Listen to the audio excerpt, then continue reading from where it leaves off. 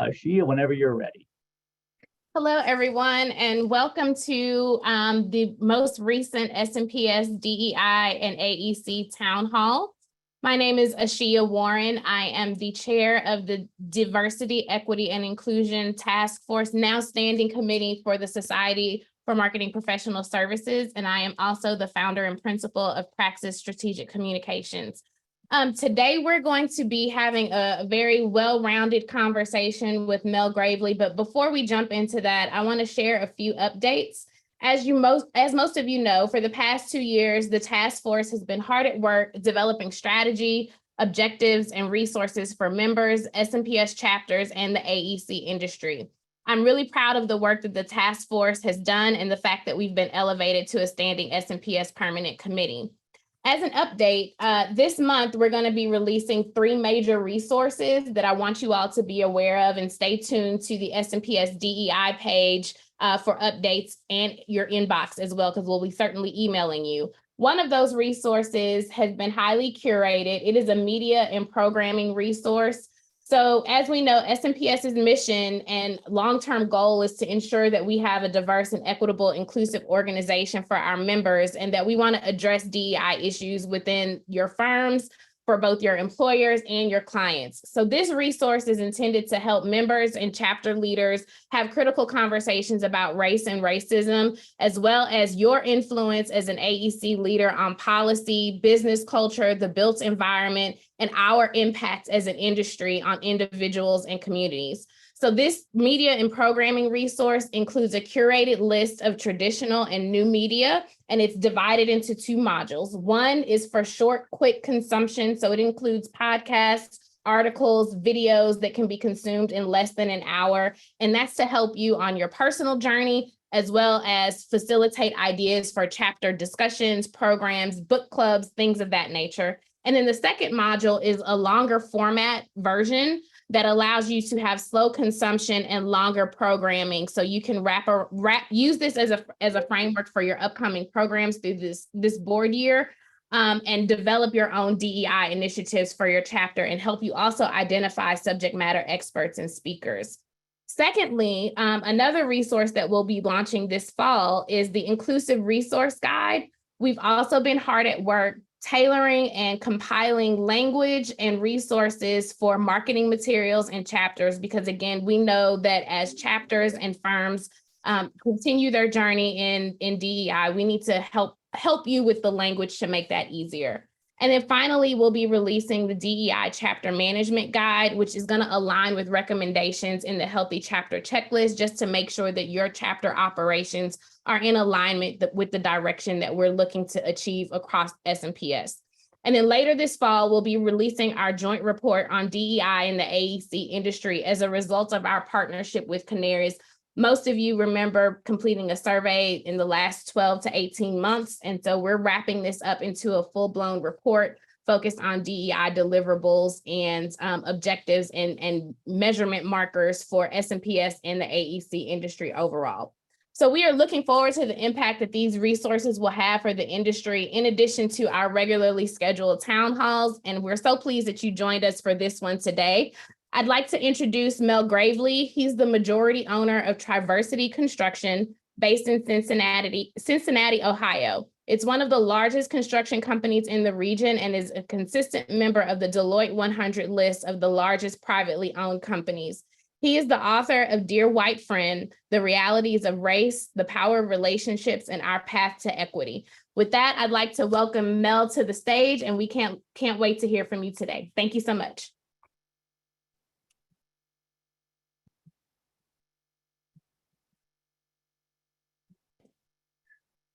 Thank you, and thanks for having me as I get myself lined up here.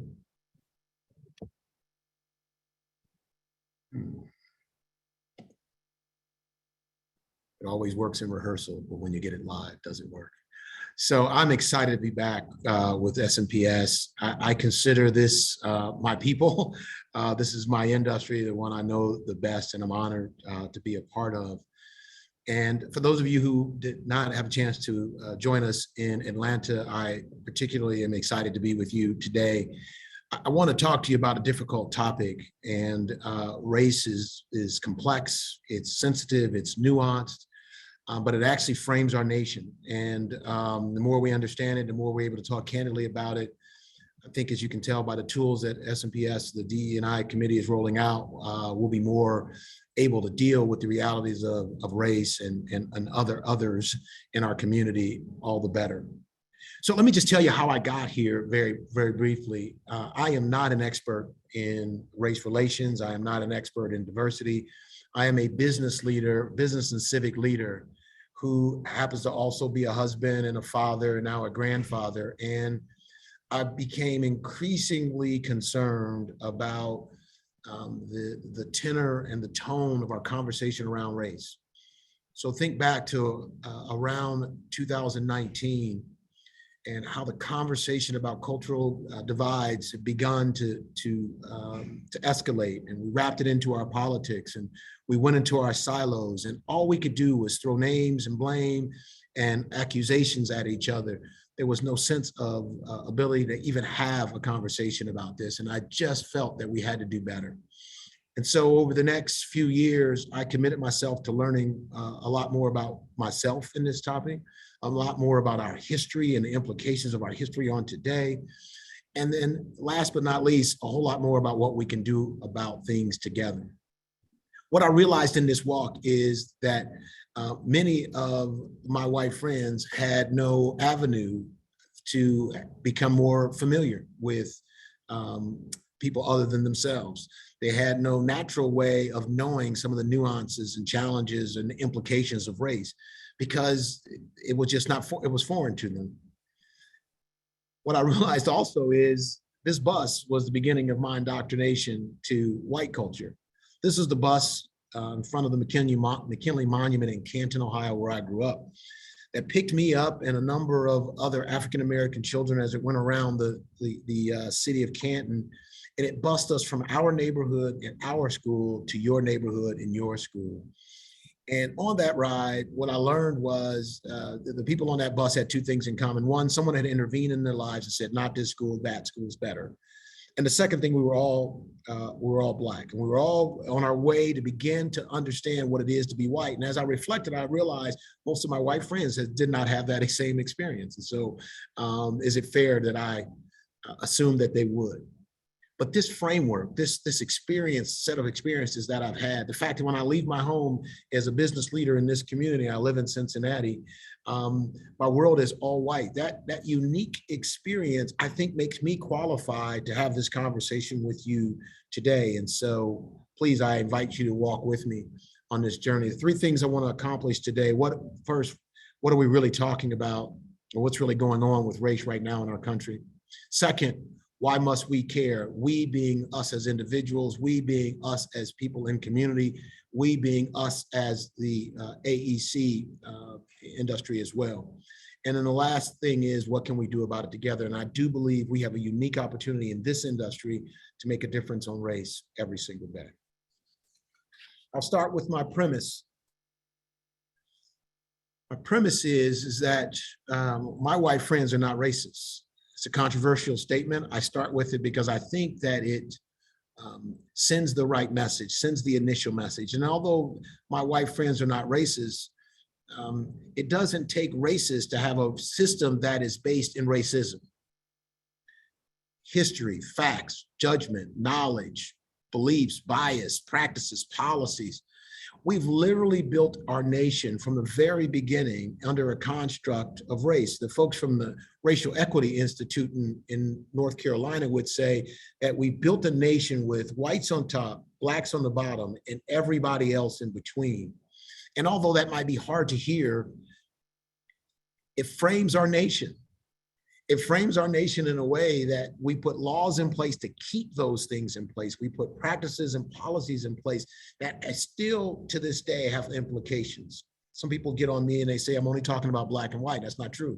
I'm simply saying it's framed, whites on top, blacks on the bottom, and everything else, everyone else, every other is in between. And I think if you think about your experiences, you may begin to see what I mean. And so if I took all the races, and I think you and I would agree, if we saw races, we'd agree that they're racist, and we shipped them off to Mars, what we would still have in our country because of how it was built is we still have racism. So think about racism as kind of like an operating system, kind of like when you turn on your computer, your operating system is operating in the background. And as long as your software is working, you don't question the operating system. You don't question the colors that it presents in front of you. You don't question how the drop-down menus work. You don't question the speed that it's going at, other than being a little irritated if it's a little bit slow. As long as your applications, the ones you want to run, are running for you, then it works for you and you don't question it. Racism in our nation, the way our nation was built, is a lot the same way. And so this is the premise that I start with. Now, this premise brings with us also a great history. The United States of America, I would argue, is the greatest country ever built. No doubt in my mind that America has done things that no other nation, no other empire has ever created. Our land ownership and acquisition and growth, our business development and building a thriving economic environment. Then we began to distribute our wealth more broadly through things like the GI Bill and the security blanket of Social Security and household wealth by creating suburbs where people could buy homes and build their own personal wealth. And then public schools, which allow people to move from one level of our society, one level of income to levels above. No other nation has been that strong, and we should be proud of our history. But our nation also has a second side of our history, a darker side that we may not be as proud of. And it's a side many of us just don't want to talk about because I think it makes us feel bad, I would imagine. But the truth is we have 250 years of slavery. That's 10 generations.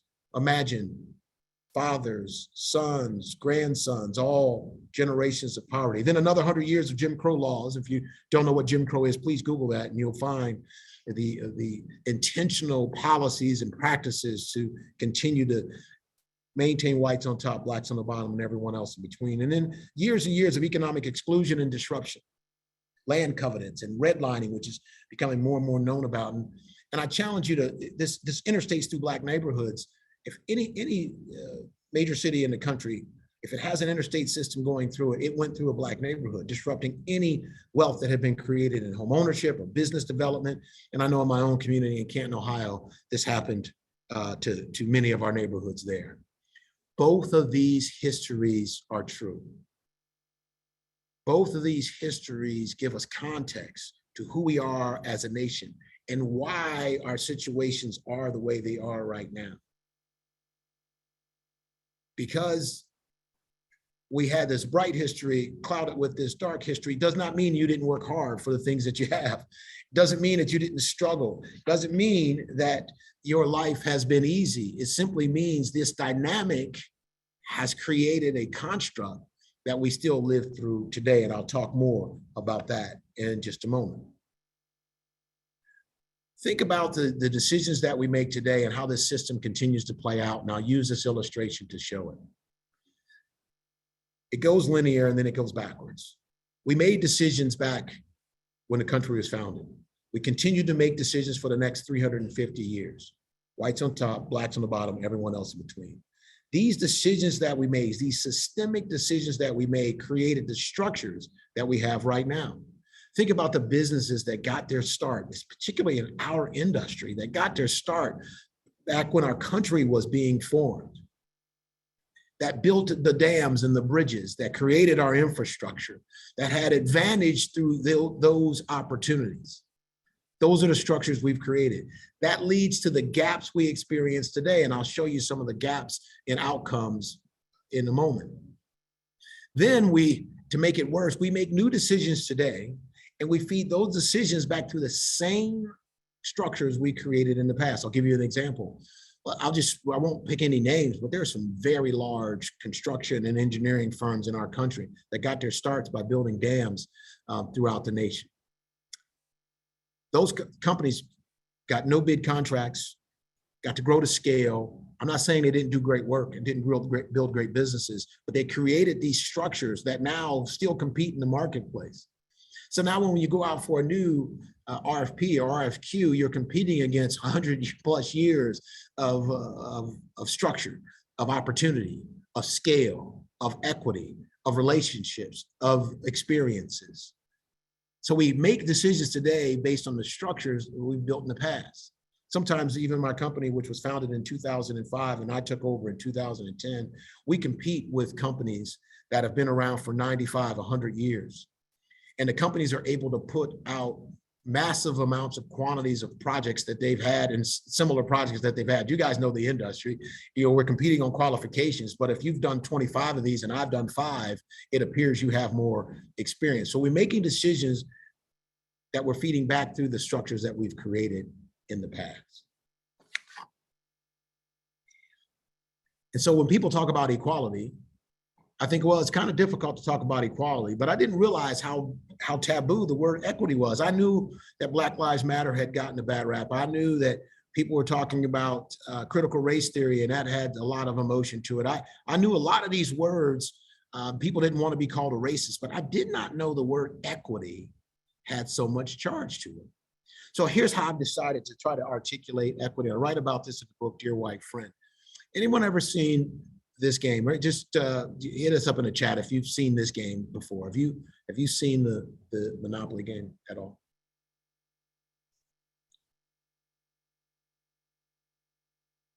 Yeah, so folks have. The Monopoly game, in my opinion, is a great equality game. Think about it. We all start the game at the same time with the same amount of money. We get those silly little symbols to put on the, whether you get the boot or the little car or the thimble, you get your little piece to move around the board.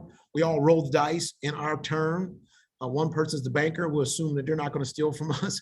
So this is the greatest equality game. Every time you pass go, everyone gets $200.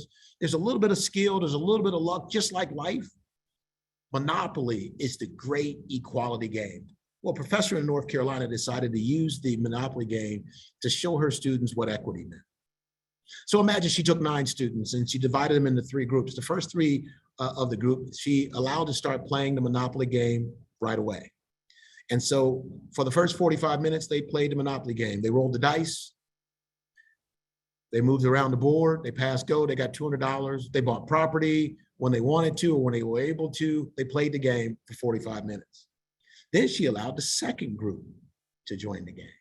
The next 3 players joined the game, and they too rolled the dice. They moved their pieces around the board. They collected $200 when they passed go. But imagine what they met when they started the game. They met with property that had already been purchased. There were still some opportunities for them, and there weren't a lot of hotels yet. You remember the hotels were red and the houses were green. You guys remember the game. All of that wasn't bought up yet. So they continued to play the game and find some opportunity. Then she allowed 45 minutes after the second group started, she allowed the third group to start. Now this is a full hour and a half after the first group had begun. The third group starts the game. The last 3 start the game. They roll the dice. They move their pieces around the board. What did they find? They found a very mature market. They found a lot of the real estate already taken up. They found a lot of houses and now hotels. They found that as they moved around the board, they were more likely to land on property already owned by someone else. And therefore, they had to pay rent.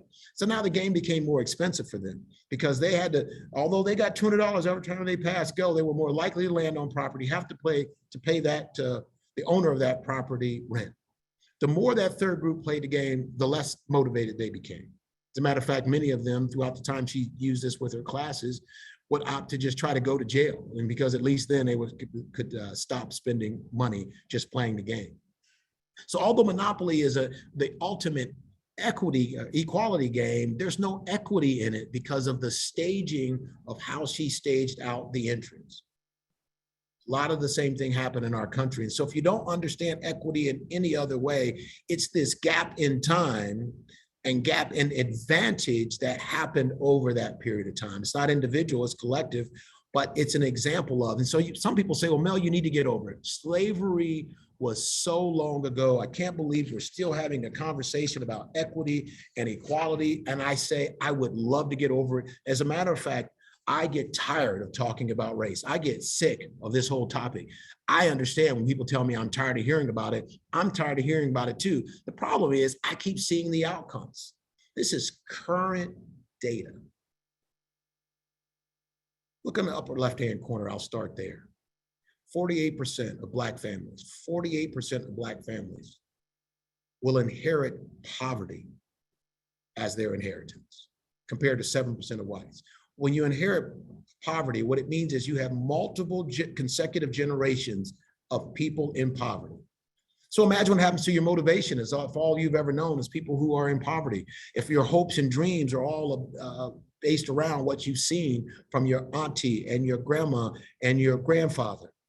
Imagine the dysfunction and that it appears to us as dysfunctional in neighborhoods that have been in generation and generation of poverty. I'd love to stop talking about the gap in outcomes if I could stop seeing the gaps in the numbers. In the lower left-hand corner, this home ownership piece, 67% of all of our wealth as individuals is in our home. And look, there's a 30-point gap between home ownership rates of whites and ownership rates of blacks. The median income in the lower right-hand corner, 8 times the median, I'm sorry, not the median income, but the median personal wealth, that is net wealth of individuals or of families, $188,000 for a white family, $24,000 for a black family. The data that I chose here is only representative. I could pick any data from any place.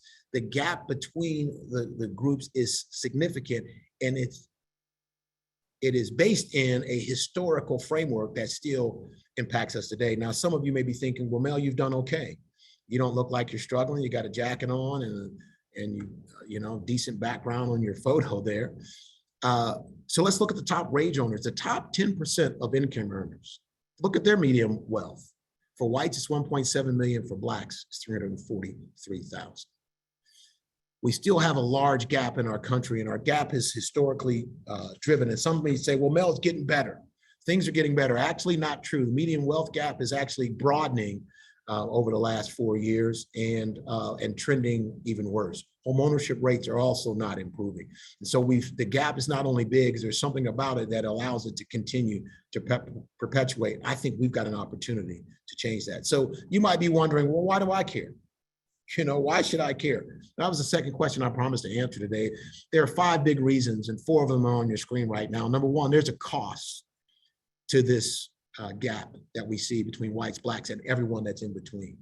There's a cost. If nothing else, and I write about it in the book, the incarceration rates have bloomed from 50,000 people to 400,000 people in less than a 2-year period in the 90s.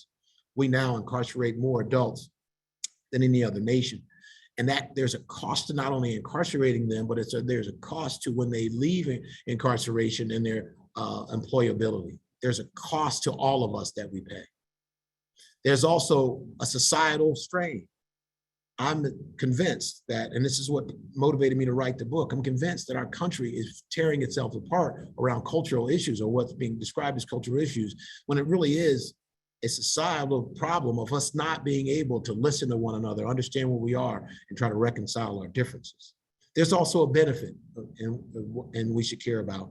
There is evidence that diverse teams outperform other teams. There's evidence that diverse companies outperform other companies, both in their stock price and their overall performance and their connection with their customers.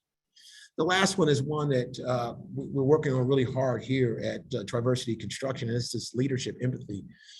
I have become convinced, and the literature is suggesting that I'm right, that a leader's ability to be empathetic without being sympathetic is going to be the superpower of leadership. It's going to be their opportunity to really connect with employees and bring the best out of them, not to have everyone have to conform. Workers of today and tomorrow are no longer going to come to work and conform to the expectations of the environment. They're going to bring their whole selves to work, and we're going to have to deal with it. And so the better leaders we become, it's going to be important. But the 5th reason is one that I hope we can all get our arms around. We must care because this is the promise of our nation. This pursuit of happiness, this inalienable set of rights, this prosperity for all is embedded into who we are as a nation. And to fully recognize that promise is going to take for us to take a whole different route about how we do things. So you might be wondering, what do you want me to do? I get that question a lot. So let's talk about it a little bit. First is this idea of acknowledging where we are. Here's the truth. I think our efforts have been tepid. I think they've been limited. I think they have been 2 steps forward and 1 step back. I think people limit what we can do because they don't acknowledge that we as a nation built the situation we have, and they've not decided now is the time to change it. We've not acknowledged that we still have systemic challenges that allow things to be perpetuated. We're just not acknowledging it. So the first thing I'm asking you to do is do your own research, do your own reflection, do what I had to go do to understand what I really think. And what I had to realize is I got to acknowledge that our nation built this situation the way it is. And that acknowledgement freed me up to say, okay, well, then what can we do together to make it better? If we don't acknowledge the challenge, if we don't acknowledge that we intentionally built the country this way, if we don't acknowledge that there's still things in place right now that perpetuate the situation, what we're really doing is simply saying we'll work around the edges and to get at this problem, but we won't dig into it because it's really not our problem. It's not our collective problem. It's kind of like, inheriting your grandmother's house. Grandma gave you a house, and you should be happy about that grandma left you a house. But grandma left you a house with cracks in the foundation. And what you shouldn't do is build a second story on a home that's already got cracks in the foundation. And we're trying to build our nation on a foundation that has been cracked. Doesn't make the house not valuable, but it means we've got to go back and work on our foundation. And that's what acknowledging really means. So there's 3 things I'm going to suggest that you do. One is to get more comfortable with race. I know SMPS and the DEI committee is going to put out some curated material, going to get out some tools to help you have good dialogue and conversation. The most important thing you can do around this topic is to get clear in your own mind and comfortable in your own spirit, that you understand it, that you feel comfortable talking about it, and you know how you feel. And how you feel is not just built on where you came from, but it's built on your true reflections of where you are right now. So many of us have had this soundtrack so long that we don't know how to talk about this topic. And getting more comfortable is the entryway. You ever met anyone that when the topic of race comes up, they don't know what words to use? And because of that, they're very, very hesitant to talk about it at all. We've got to get past that. And the best way to do that is get more comfortable with race. I like to use the arts. You see, I've got a couple of arts pictures up there. I've got some writings and some plays, and I got my book in the middle. It'll be a tired dog that doesn't wag his own tail about that.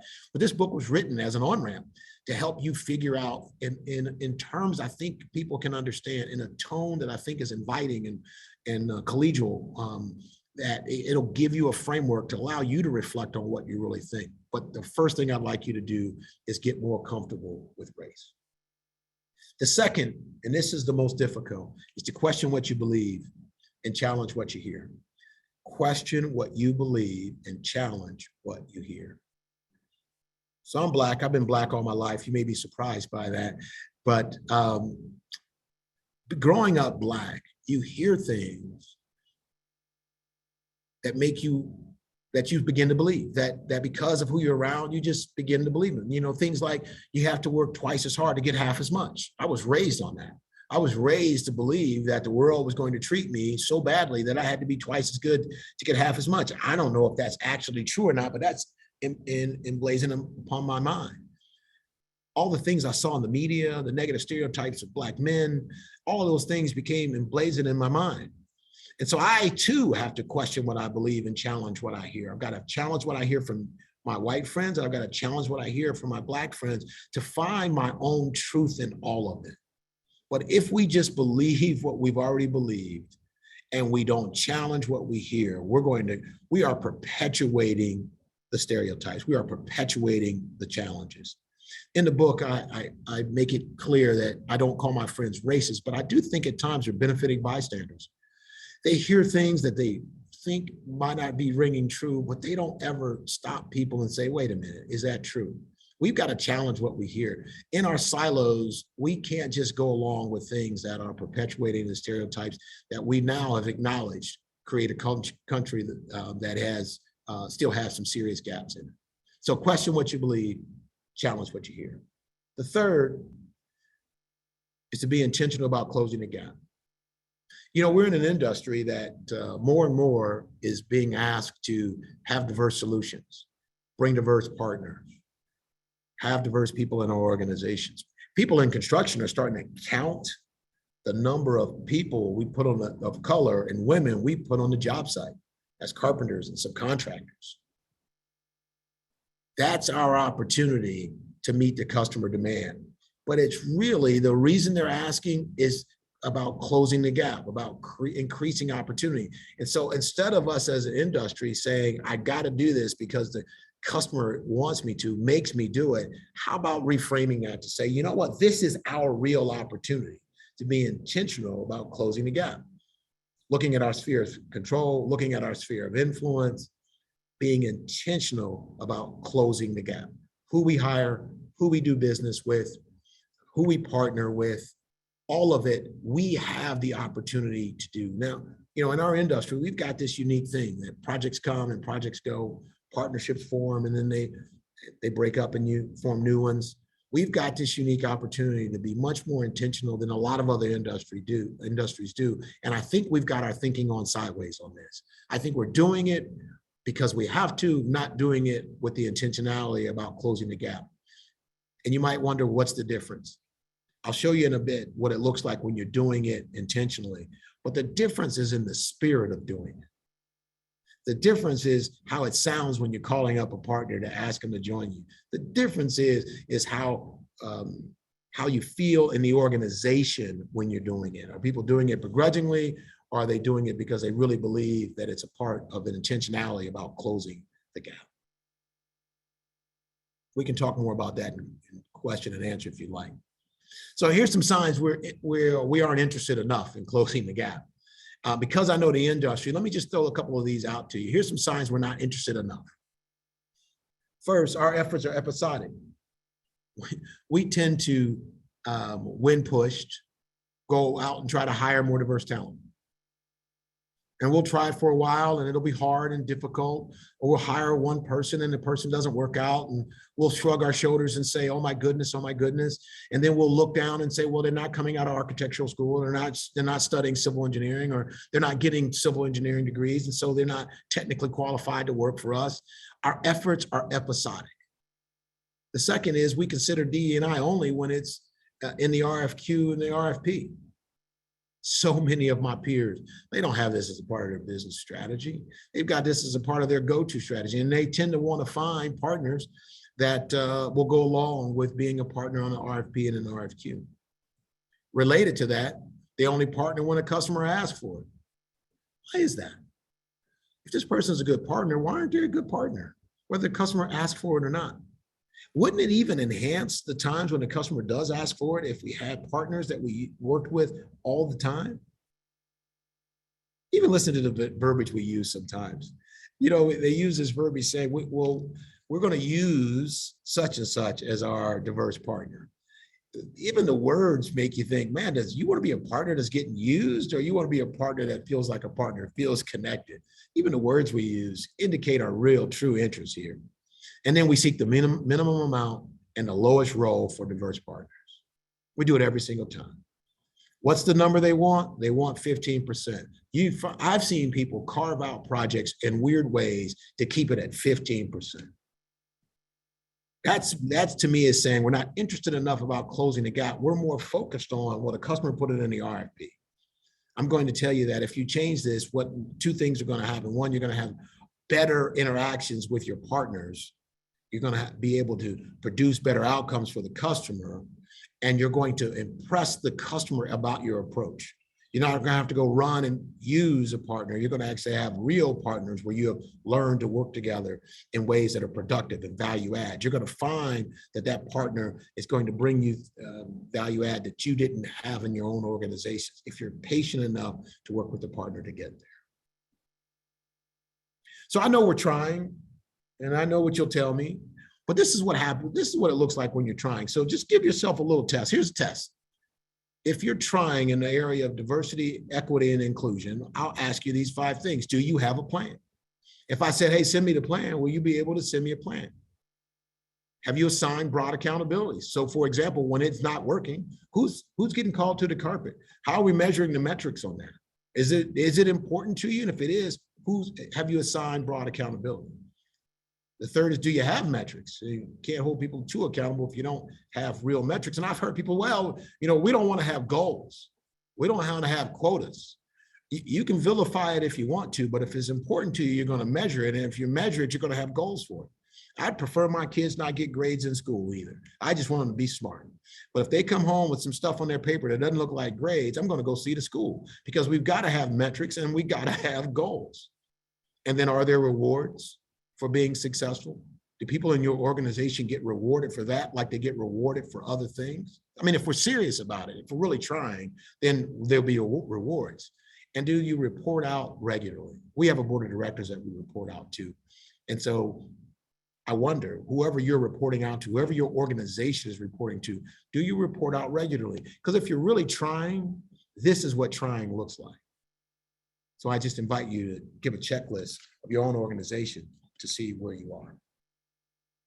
The secret, those actions of intentionality we talked about, partnering with people when you don't have to partner with them, meeting people where they are and finding out ways to work together, hiring people who might have diverse backgrounds and finding roles for them inside your organization. We just hired a young man at 17 years old. He's going to intern with us 1 or 2 days a week. We're going to follow that young man all the way through college, and I'm going to pray every day that his interest in accounting sustains itself. And if it does, I'm going to do everything I can to make him a great accounting student in college. We're going to support him, and we're going to hope to goodness we can hire him. And if we don't, at least we've helped the young man move along, and somebody else is going to hire him because he's going to be a great employee. That's actions of intentionality and time. He's 17. I got a long time to wait. But for us, it's not important that we have diversity, equity, and inclusion. It's imperative. And I wonder how important or imperative it is for your organization. If you're looking for a secret, it is actions of intentionality and it's time. If you want to close the gap, if you want to know what we can do together, actions of intentionality and time are the secret weapons. I'll end with this. I used to put my granddaughter's picture up here, but it always made me cry, so I had to take it down. Ava is 3 years old, and I want Ava to live in a country that is aspiring to the promise that we stated when we started this nation. I want her to be able to tell that we're not perfect, but we're trying. I want Ava to be able to feel the spirit of a people, of communities, of companies, who are all trying to say, we're trying to get there together. I want her to feel what it means to be arm in arm and shoulder to shoulder with people who are saying we can be better and we can be better together. I want her to be able to be candid and open about who she is, whatever that may become, and hope that her friends and colleagues are just as open and free to be who they are, because that's the nation that we promised ourselves when we started. And I still believe that's the nation we've got an opportunity to build. So Jenny, I think we're moving over to you, and I thank you guys for putting up with my presentation.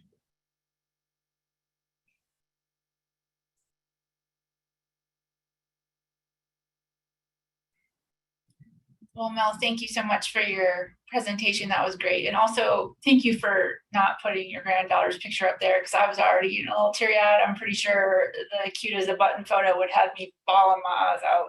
So thank you for that too. Just a few questions for you while Antonio is collecting our questions from our audience. So first one, it's going to be a doozy. So for people who want real systemic change, in your opinion, what or where is the best place to start?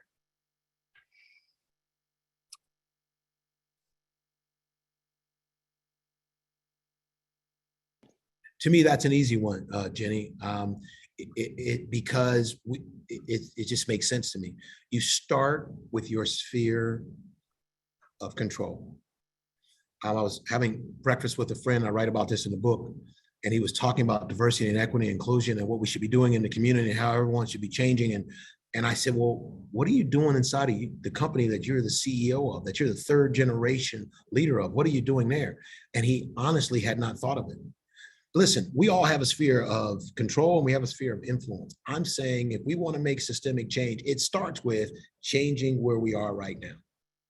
Now there's steps that go beyond that, but changing the things we can control, impacting the things we can control. And if you do it and I do it and our bubbles connect, our spheres connect, then I think we got an opportunity to get momentum on changing things.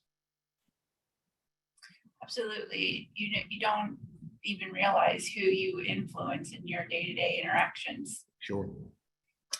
So you created a participant guide as part of your book experience. Can you speak to that for a moment? Yeah. So what we wanted to do was empower people to read the book, get together with friends and groups, and use the guide to kind of have productive conversation. This book was all about an on-ramp that made it more comfortable for people to have a better, higher quality conversation. Because my premise, my belief still is that if my friends knew better, they would do better. So I wanted to write a book that would help them do that. And the guide was just another piece that, and if they go to dearwhitefriend.com, the guide is there, they can download it and use that primarily for discussion purposes. Great. So for those who have DEI fatigue or simply uncomfortable having this kind of conversation, what has been your approach? Yeah, well, join the club if you've got fatigue. I mean, I am worn out about this topic. And for those people who are worn out and can opt out, I honor you. The problem is that I can't opt out because I keep experiencing and seeing people that look like me experience what happens as the outcome of it. So here's what I suggest. First, take a dang break. I mean, take a break. Stop reading about it. Stop right? Take a break.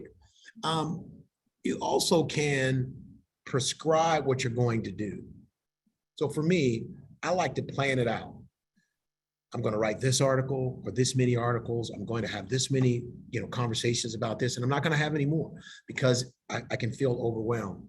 But at the end of the day, I think when we learn more about who we are and how we feel about this topic, which I talked about in the presentation, if you really get more comfortable with it, the fatigue is less because you're more aware, you're not afraid. You mentioned that as a second thing of, you're just afraid.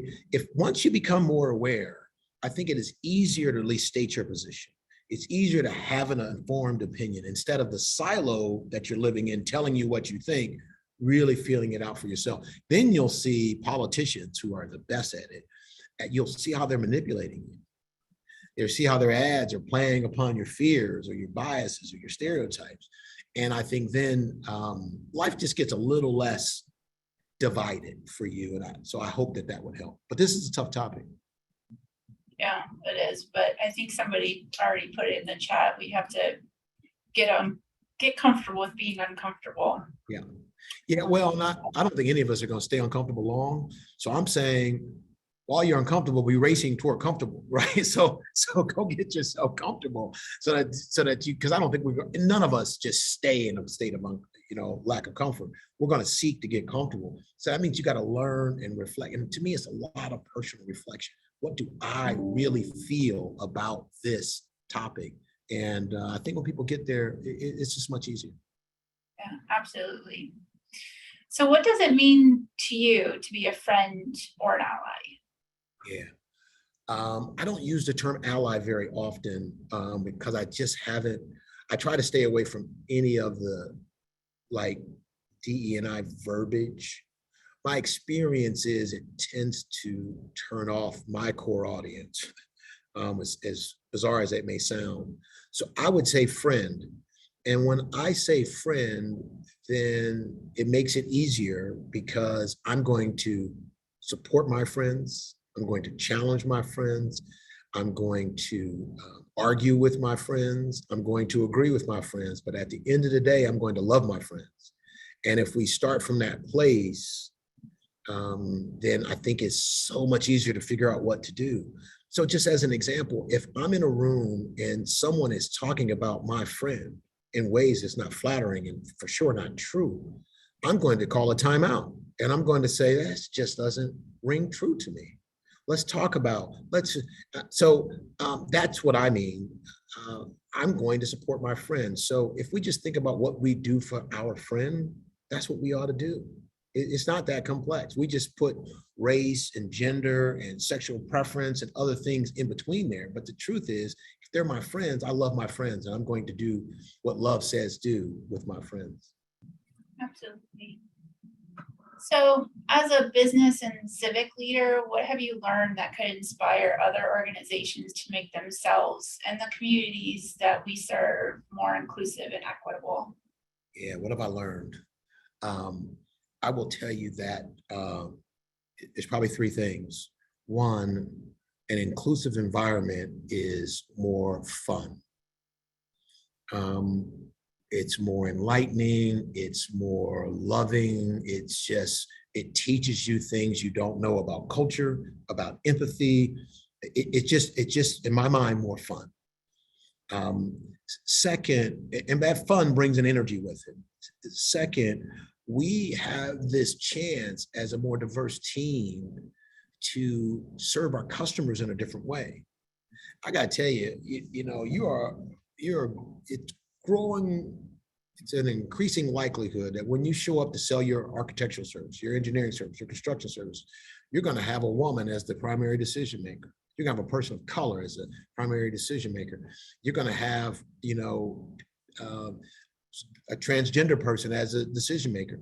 And if you're unable to connect with that person because you're unfamiliar, you're uncomfortable, you're stereotyped, your bias are coming out, it's going to actually impact your business. So if you're looking for a practical thing, it is get more comfortable with this topic, because it'll make you a better business person, a better leader, a better business in the community. And the last thing is I think, we employ people, we engage with suppliers. And so we've got an economic opportunity here, and economics changes home ownership and quality of schools and all kinds of things. And I think that learning that impact of that has inspired me, and I hope it inspires others. So just a couple more.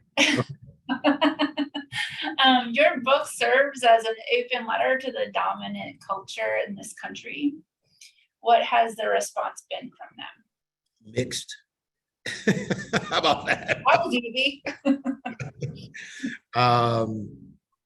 Overwhelmingly positive to my target audience. And just to be candid with you, so if you write any product or any book, my target audience is in the center of the circle, and then there's concentric circles around it. And so I wrote to business and civic leaders who are white and predominantly male. That was my target. Concentric circles going out from there, including African Americans, other people of color, people in leadership roles, and so forth. My core audience, their response has been appreciative of the tone, appreciative of the candor, appreciative of my willingness to lead on this topic. This is not a topic that I've spent a lot of time going around the world talking about. So there was appreciation, but there is some silence from a bunch of people too, right? And so I would assume that means they prefer not to talk to me about that, and I'm okay with that too. But the 80% of the world that I was trying to get to has received it the right way. And man, if any book does that, I'll take it. Absolutely, yeah, you're right. So as an audiobook lover, and I'm sure there's plenty in the audience too, I have to ask, are there plans for an audio version of Dear White Friend? So you know what, I'm going to fight not to be defensive about this because when I explain it, it's going to, so the short answer is no. And let me just tell you why. This is the part that's going to sound defensive. So first, there is no business case for an audio book unless you're selling millions of copies. So there's no business case for it. That's first problem. So all you audio book lovers, there's not enough of you as a percentage. It's 15% of all book buyers, and it just really isn't big. Now it's growing, but growing slowly. The second reason is that I would probably go for it if someone else did the book, but I've been told by too many people that I have to read these letters myself.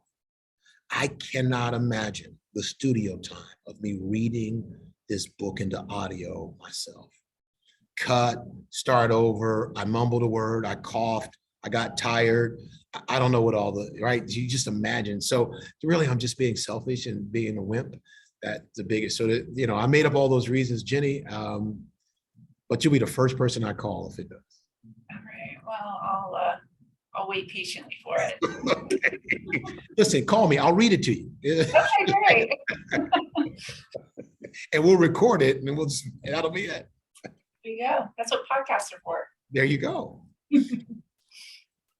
Mel, Jenny, thank you so much. We just have a couple of questions in the chat that we'll get to. The first one, we actually get this one a lot. So what do you suggest we do in the AEC industry to encourage youth to get into college and become engineers and architects early? Many times, as you know, in our world, education and or licensure is a requirement. So can you speak to that a little bit? I know college is actually kind of late to get them interested.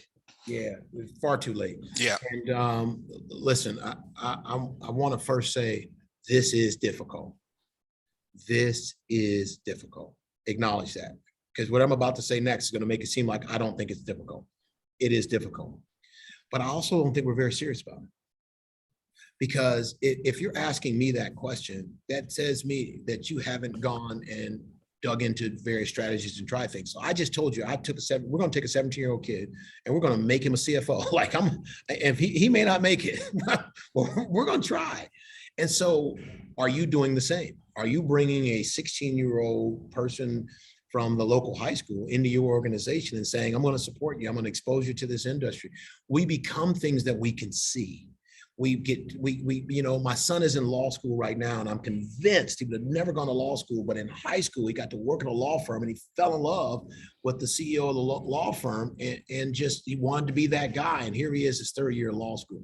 So let's expose kids sooner, not 50. Let's not try to boil the ocean. Find a kid or two and do your part and try it. And if it doesn't work, don't wring your hands, try it again. So Antonio, I want it to be more complex than that, but I think that's what we can do as an industry. We're also looking at job design. So all of our jobs don't have to have 4-year degree, civil engineers or construction managers. So what can we do about that as well? But it's not easy, but if we're committed to it, then we're gonna try some things and see if they work. Great answer, absolutely. And I actually get this one from the chat, and it's kind of a piggyback, but how do we get more diverse when there's so few applicants out there who are underrepresented? Yeah. I mean, I think they're related questions, right? And so if you're waiting to see the applicant pool, literally this year at the University of Cincinnati construction management program, there were 0 African Americans, none. And I guess I could say, well, I did the best I could. There were none. Well, that's not okay. So in our case, we're looking at job design, as I said before. We've got an active co-op program, which we're plucking off the very best we can from that, and we're going to go further and further into high school and start bringing them up and planning longer term. And we're going to fail at a lot of it, but either we care enough or we don't. And I don't know how else to encourage you. We try something once and then it confirms our bias, so we don't try it again. Tweak it and try that sucker again. Or maybe that was the wrong kid. Try somebody else.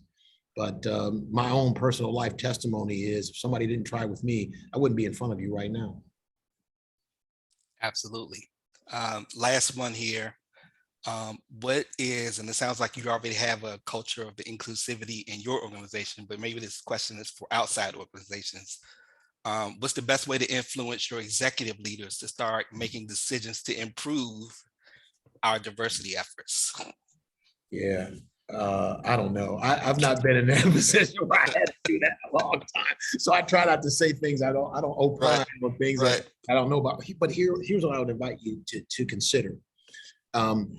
See if you can get them to committed to something relatively small. So we took a group of business leaders in Cincinnati through. I mentioned this group already out of Greensboro or Greenville.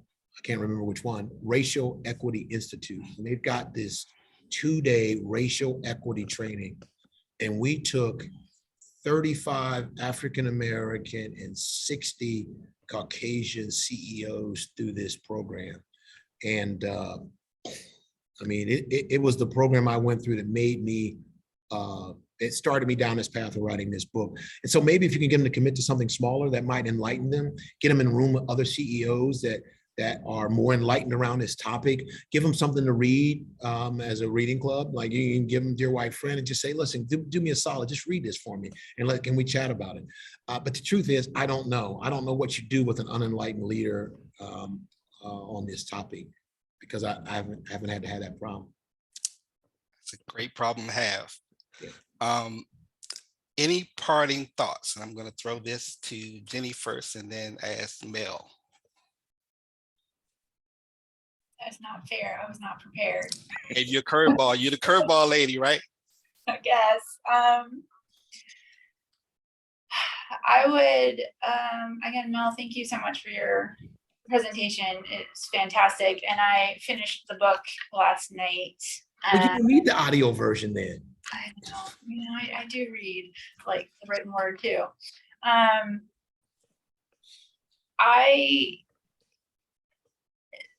As many different things as I've read, as many different things as I hear or see media or anything, the statistics they're not surprising, but it's like, how does this continue? So I think listening to you talk about your sphere of influence, I sometimes hear myself say, well, I'm just the marketer. What do I have no influence on recruitment or anything else. But then I think about how many people I interact with on a daily basis for all kinds of projects. And I think I need to make sure I quiet that self-doubt voice and just take every opportunity that's handed to me to really just talk about it, so that those statistics that I continually see go down and are that the world that you want for your granddaughter is an actualization. So I would just encourage everybody else who may be experiencing something similar to have that, quiet that voice and just take every opportunity you possibly can to have these conversations. Wow, I mean, we should let her go second. She's so much more profound. I would say, I would piggyback on that, Jenny, and to say, let's not try to boil the ocean, because the ocean's a big place and we might not be able to move the temperature much.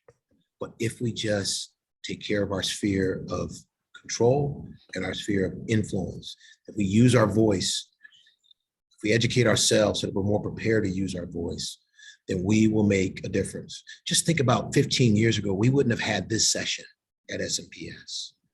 So already we're infecting our own organization and being intentional about it. When I stood on that stage in Atlanta, I thought to myself, I don't think this is the same SMPS from before, because I don't think they'd have let me loose in front of that group in a national meeting. So we are making progress in certain ways. It takes a while for the index to hit. And we've got to be much more intentional than we are right now about things that matter, not just conversation. But I think it's around our sphere of influence, our sphere of control, and our sphere of influence. And I spend a third of the book talking about what we can do, and instead of just opining on what the situation is, because that's important to get context. But what's really important is what we do next. Absolutely. I thank you both for participating in this profound and necessary conversation. What I want to do right now is give away some books. So we have the QR code. So if you want to grab your phones, this is the QR code for the book. We encourage everybody to go out and purchase the book.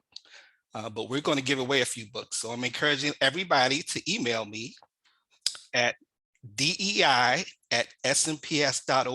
with your feedback. And we're going to give away at least 5 books. So don't buy the book yet. You might get it for free, but definitely we encourage you to continue the conversation. And please be on the lookout for our resources, which will be available on our website in the coming weeks. Be mindful of all the inclusive events on the calendar. We have Rosh Hashanah coming up. We have Yom Kippur coming up in October. We are embarking on Hispanic Heritage Month right now. And then Construction Inclusion Week is near the end of October. So lots of things going on always in DEI. Please get the book. And this concludes our program. Thank you all for participating. Take care.